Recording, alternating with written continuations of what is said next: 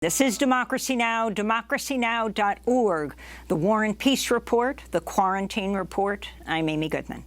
As the nationwide uprising against police brutality and racism continues to roil the nation and the world, bringing down Confederate statues and forcing a reckoning in city halls and on the streets, President Trump defended law enforcement Thursday, dismissing growing calls to defund the police. He spoke at a campaign-style event at a church in Dallas, Texas, announcing a new executive order advising police departments to adopt national standards for use of force.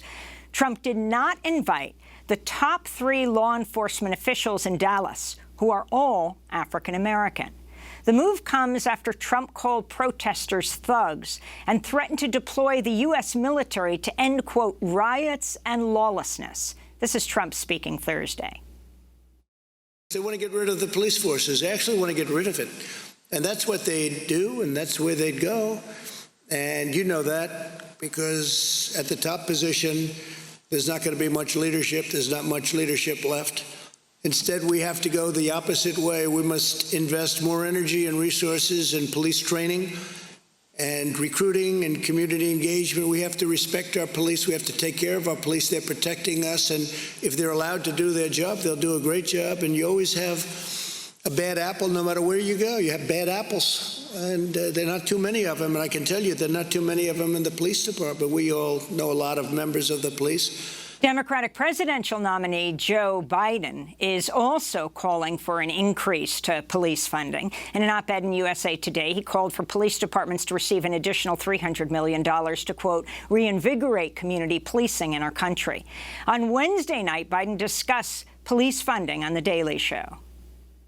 I don't believe police should be defunded, but I think the conditions should be placed upon them where departments are having to take significant reforms relating to we should set up a national use of force standard.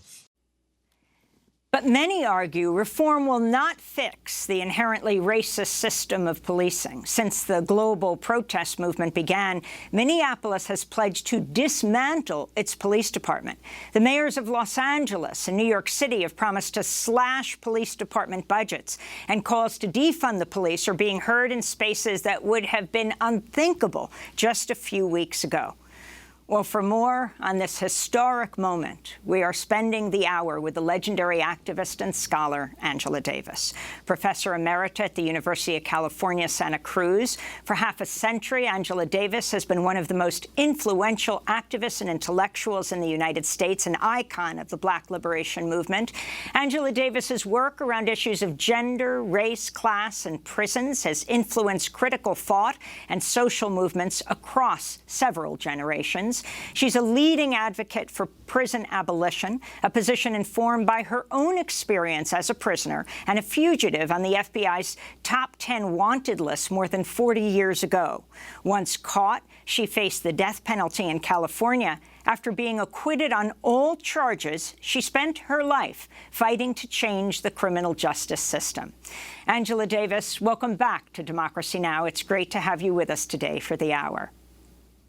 Thank you very much, Amy. It's wonderful to be here. Well, do you think this moment is a tipping point, a turning point?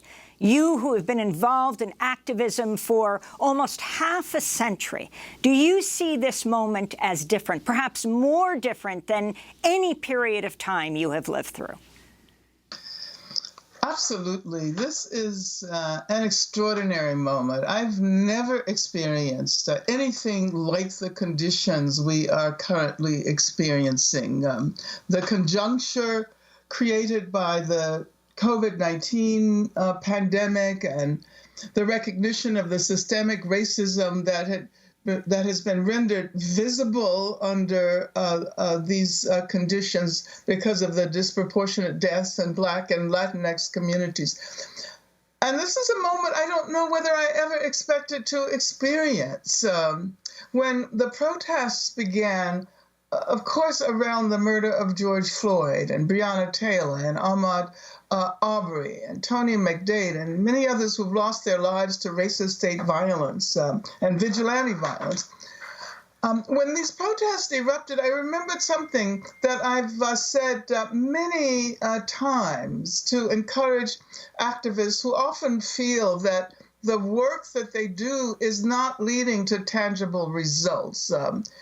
I often ask them to consider the very long trajectory of Black struggles, and what has been most important is the forging of legacies and new arenas of struggle that can be handed down to younger generations. But I've often said, one never knows when conditions may give rise to a conjuncture such as the current one that rapidly shifts popular consciousness and suddenly allows us to move in the direction of radical change.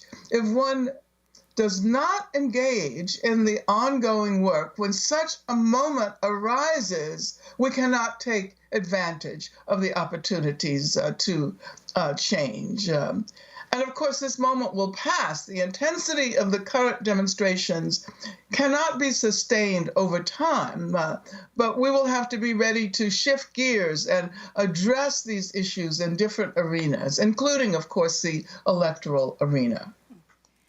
Angela Davis, you've long been a leader of the critical resistance movement, the abolition movement. And I'm wondering if you can explain the demand as you see it, what you feel needs to be done around defunding the police, and then around prison abolition. Well, the call to defund the police is, I think, an abolitionist demand. But it reflects only one aspect of the process represented by the demand. Defunding the police is not simply about withdrawing funding for law enforcement and doing nothing else. And it appears as if this is the rather superficial understanding that has caused Biden to move in the direction he's moving in.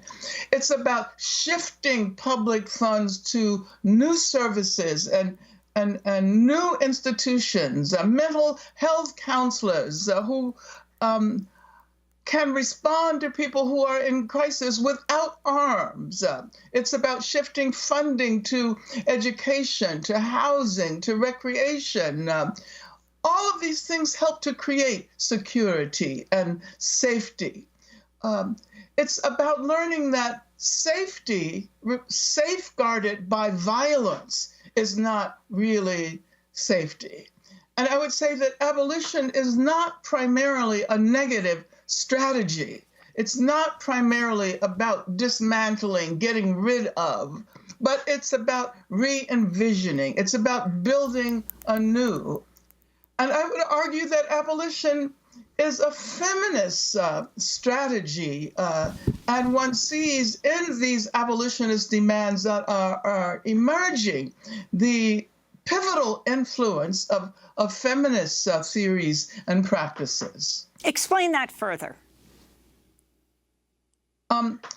Well, I want us to see feminism not only as addressing issues of gender, but rather as a methodological approach of understanding the intersectionality of struggles and issues. Abolition feminism counters carceral feminism, which has unfortunately assumed that issues such as violence against women can be effectively addressed by using police force, by using imprisonment as a solution. And of course, we know that Joseph Biden in 1994, who claims that the Violence Against Women Act was such an important moment in his career, the Violence Against Women Act was couched within the 1994 Crime Act, the Clinton Crime Act. And what we're calling for is a process of decriminalization, not recognizing that that threats to safety, threats to security come not primarily from what is defined as crime, but rather from the failure of institutions in our country to address issues of health, issues of violence, education, etc. So abolition is really about rethinking the kind of future we want, the social future, the economic future, the political future. It's about revolution, I would argue.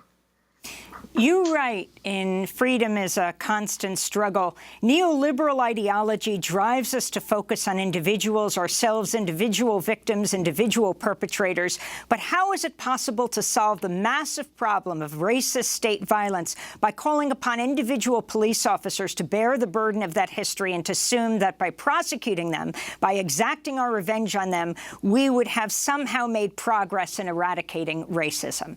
So explain what exactly you're demanding. Well, neoliberal logic assumes that the fundamental unit of society is the individual, and I would say the abstract individual. According to that logic, Black people can combat racism by pulling themselves up by their own individual bootstraps.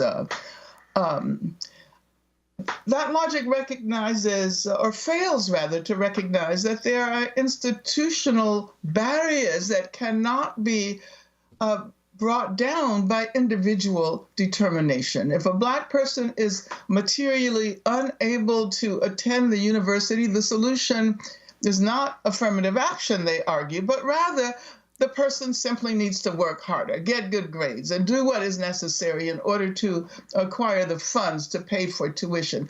Neoliberal logic deters us from thinking about the simpler solution, which is free education.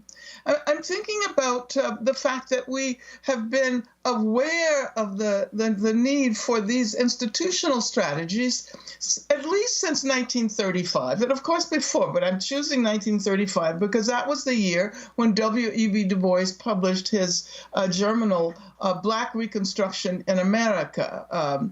And the question was not, what should individual Black people do, but rather how to reorganize and restructure post-slavery society in order to guarantee the incorporation of those who had been formerly enslaved. The society could not remain the same, or should not have remained the same. Neoliberalism resists change at the individual level. It asks the individual to adapt to conditions of capitalism, to conditions of racism.